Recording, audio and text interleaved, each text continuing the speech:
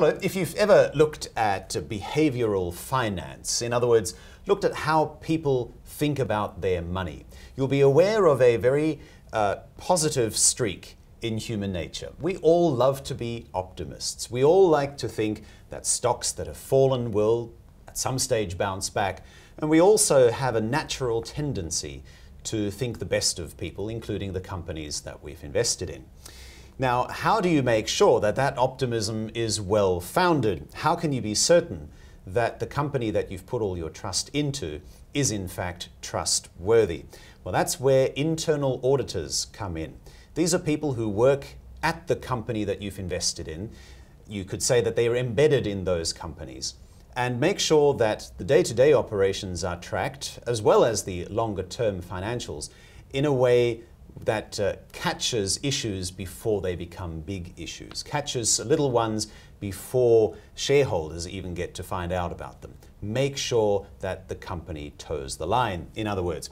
The question, though, for investors is whether the companies that you've invested in actually have an internal auditor.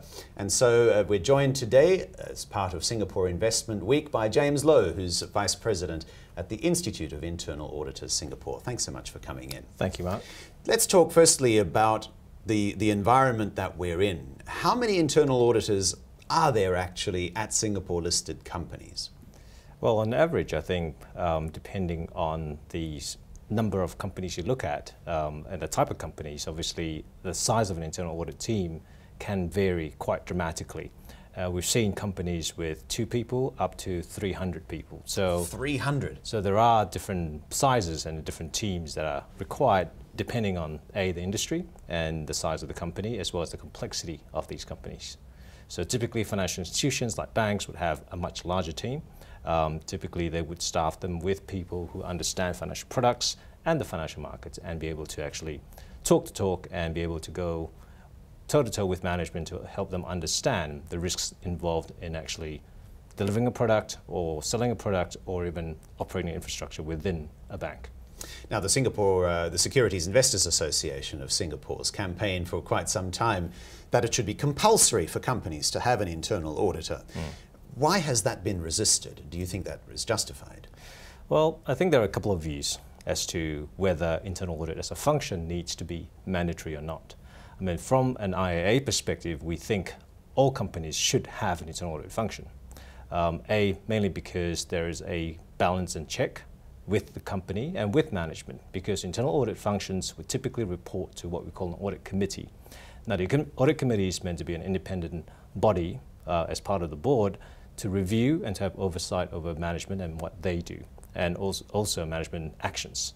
Hence, the internal audit function, if properly, I guess, conducted, would be able to pick out issues before they become a bigger issue, as you pointed out earlier.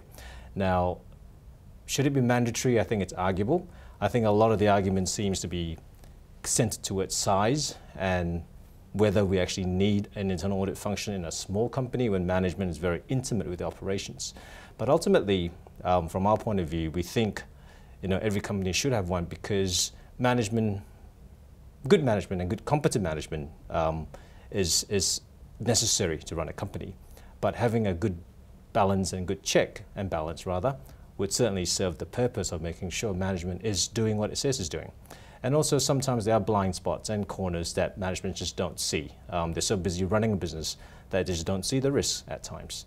It's good for internal audit function to come up and help them with the risk and the pointing out of these risks, and also assessing how these are then impacted on a business and doing the sense of the balance and check things. Because the audit committee, I mean, ultimately is a committee.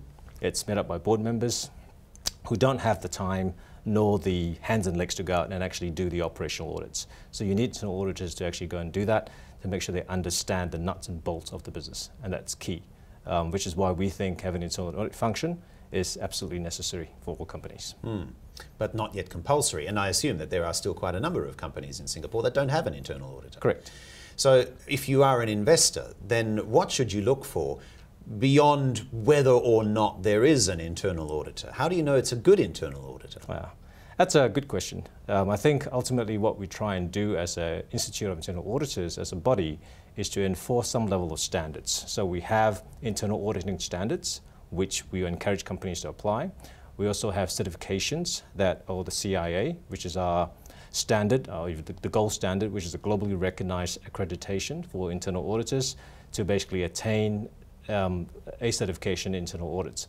What that does is provides some level of assurance that the quality of people, and it's usually down to the quality of people that conduct these internal audits, understand and abide by these standards, but also understand the business and have the maturity and have the technical skills in order for them to actually carry out their jobs properly. So if I was an investor looking for a company to invest in, I would certainly look for an internal audit function to see if they exist, and secondly, usually in a good annual report, we'll be disclosing the certifications, the quality, and probably the number of internal auditors that this company has. And that will give me some level of assurance that they've got A, a good team, and B, the number and the level of resources is adequate for the complexity of the company. The flip side to what you're saying then is to say, don't invest in companies that don't have an internal audit. Yeah.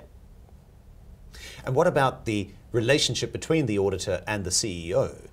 They have to work together in some respects, Absolutely. But they have to also keep each other at arm's length, don't they? I think we like to think of it as a business partner, similar to a CFO, similar to a COO. Now, the internal audit function is quite unique because it's meant to be an independent function. Now, what that really means is it's meant to do its work independent of management. However, it also needs to understand and be part of the company, because ultimately a company will achieve its objectives, and for a shareholder that will be a return on its investment or a good return level investment based on the fact that it's taking risks in a measured, in a protected way. So it doesn't go all out, put all the eggs in one basket and hope to God that something will happen. So the internal audit function is meant to provide a level of check, a level of balance to management to make sure that it is adhering to the policies, the procedures, the strategy that it's set out to do, and is not taking extraordinary risks in view of shareholders to make sure that these returns that are being promised are delivered. So it's a good sense and a good balance for investors to know that they've this function within a company that can actually do that. And for those companies that don't yet have an internal auditor, what's stopping them? It's a good question. I think a lot of times it might be a perception that internal audit it may not be quite well understood as to what it's meant to achieve. So there's always an adverse, I suppose, reaction as to, A, do we need this function? If we have this function, what would they do? And what's the scope of this function? What's the terms of reference? And C, how much does it cost? And I think ultimately trying to balance these three is crucial for any company. But at the same time, you need to provide that level of assurance to shareholders to make sure that ultimately you are giving shareholders some assurance and comfort that a good governance structure is in place. And to have that, you have to have internal audit. The problem is you can't really quantify that comfort level, Correct. right? So how do you measure the return on the investment? With and without internal audits? Yes. I think we've certainly seen studies done in the past where they look at companies with good corporate governance as defined by a good structure as well as internal audit functions, having better returns. Now, obviously over the longer term, if the internal audit function was functioning properly, then that should be a good sign that the returns are sustainable. But ultimately, when we talk about internal audit functions, the level of involvement that internal audit has and the certification and the number of resources are indicators that the internal audit function is working and is effective. So ultimately, I'll look at those 2 or 3 key factors. What can shareholders do, for example, at the annual general meeting to encourage companies to have an internal auditor? I think they can certainly ask the right questions of the board to say, internal audit as a function, who do they report to ultimately? Who determines their pay and their KPI? Because that's quite key. Because if that is determined by the audit committee, then you've got some assurance it's independent. And they are not overtly influenced by management. And their direct reporting line is into the audit committee, and that's a powerful line because the audit committee is part of the board and it has good oversight. especially with financials as well as now operational risks. Still, you know, if you picture yourself at an AGM, and I'm sure you've been to a number of AGMs, you see what it's like. You know, if it's a board that's invited questions from the floor, frequently you see shareholders line up at the microphone in the middle of the meeting room. Yes. It strikes me as not really the sort of environment where you can raise those sort of questions. Well, I've seen people raise questions of various natures, from remuneration to policies to strategy. So I think it's probably not the best environment, but ultimately from a shareholder's perspective, they've only got a few, I guess, areas and a few ways to actually raise their questions. And I think an AGM might be a good way to do it. Ultimately, it's how you structure it and how you don't come across as something that's going to be too offensive. It's got to be structured right. And what are you doing in order to promote companies taking up internal auditors? Well, we're doing a couple of things. One of the key things that we're doing is working with the SAC, which is a government body that's been the Singapore Accountancy Commission. Correct. We're working with them fairly closely in setting up a Centre of Excellence in Singapore for the region. So we wanted Singapore to be a beacon for internal auditors, and I think having the chapter here in Singapore is becoming quite effective from an internal audit perspective.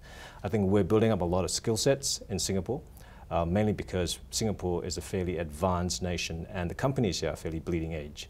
So we get a lot of good internal auditors coming through here and getting, I guess, the best of the best to make sure that they've got the skills and the technical skills to work in fairly leading edge companies. And hence, their skill sets are going to be a lot more valuable and can be shared across the region. So we're leveraging an SAC to do that, and we're obviously providing all those certifications as well as training in order to help internal auditors skill up in order for them to then again meet all the changing trends and regulation that happens. Yes. All that's well and good, but what if the companies don't hire them in the end? It's all for naught.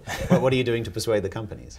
We can only, I suppose, educate the market, ultimately. I mean, we're in a position to help the profession as well as the audit committees and directors, and I think that's going to be our voice of, if we can get or garner support from the directors to say we demand internal audits in the companies that we are part of, then I think it helps, because ultimately the boards, especially now with changes in regulation, have to sign off on opinions on risk, on opinions on internal controls.